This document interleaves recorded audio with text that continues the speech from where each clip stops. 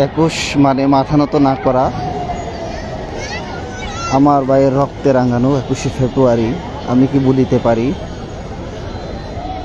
আজ আন্তর্জাতিক মাতৃভাষা দিবস 21শে ফেব্রুয়ারি। ভাষা শহীদদের প্রতি বিনম্র শ্রদ্ধা জানাচ্ছি এবং দোয়া। কেন্দ্রীয় শহীদ মিনার থেকে যুক্ত আছি।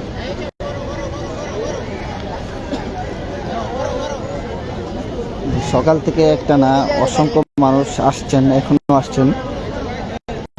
ভাষা শহীদদের প্রতি শ্রদ্ধা জানাচ্ছেন, ফুলের শুভেচ্ছা জানাচ্ছেন।